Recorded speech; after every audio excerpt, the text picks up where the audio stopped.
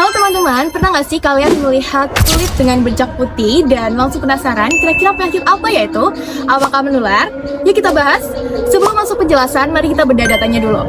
Menurut Systematic Review dari GEADV Clinical Practice 2024 yang melibatkan 572 juta responden, menyebutkan bahwa prevalensi vitiligo di dunia yaitu sekitar 0,4% dari populasi dunia.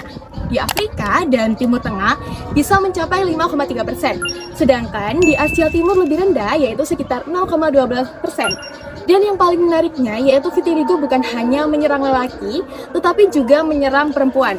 Jadi penyerangannya yaitu secara rata dari gender laki-laki maupun gender perempuan.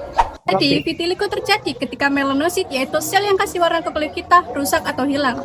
Hasilnya muncul bercak putih berbatas tegas di kulit, rambut, bahkan mukosa. Penyebabnya bukan satu hal, tetapi ada beberapa faktor, seperti yang pertama, faktor genetik, yang kedua, stres oksidatif, dan yang ketiga, lingkungan. Dan yang paling utama adalah sistem imun yang salah target. Vitiligo itu sebenarnya penyakit autoimun. Sistem imun kita salah mengira melanosit sebagai musuh, lalu menyerangnya. Dan sekitar 23% penderita vitiligo juga punya kondisi autoimun lain. Paling sering penyakit tiroid seperti Hashimoto.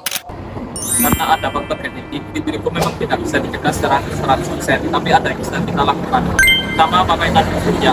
Kemarin sudah langsung dapat para bercak. Kedua, jaga pola makan dengan konsumsi antioksidasi tinggi, air dan pola stres. Karena stres bisa jadi pemicu. Keempat, dari trauma. Juga berulang bisa membutuhkan budak baru. Kelima, deteksi tinggi. Jangan tidak ada tanda-tanda awal. Dampaknya pun nggak cuma di kulit. Banyak penderita mengalami cemas, depresi, dan kehilangan kepercayaan diri. Terutama remaja dengan bercak di area yang terlihat. Maka edukasi itu penting banget. Dengarkan sebentar. Aku bukan luka. Aku bukan infeksi. Aku hanyalah bagian kulit yang kehilangan warnanya. Aku muncul ketika sel yang memberi warna pada kulit berhenti bekerja.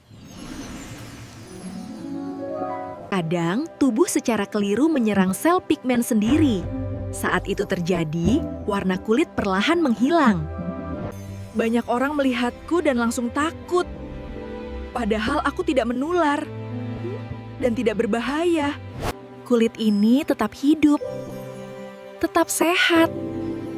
Hanya warnanya yang berbeda. Tanpa pigmen pelindung, kulit ini lebih sensitif terhadap sinar matahari. Perawatan lembut dan perlindungan dari matahari membantu menjaga kulit tetap nyaman. Kulit ini tidak rusak, hanya berbeda, dan setiap perbedaan tetap pantas dihargai.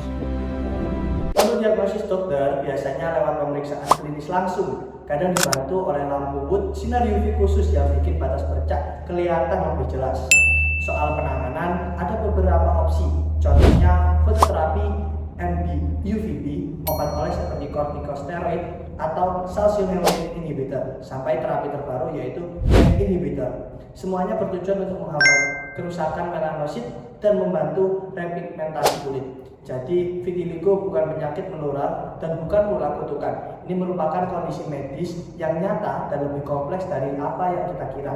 Kalau kamu atau orang terdekat mengalaminya, konsultasikan ke dokter segera dan ingat, kulitmu itu tidak mendefinisikan nilaimu. Sekian dari kelompok kami, kurang lebihnya kami mohon maaf.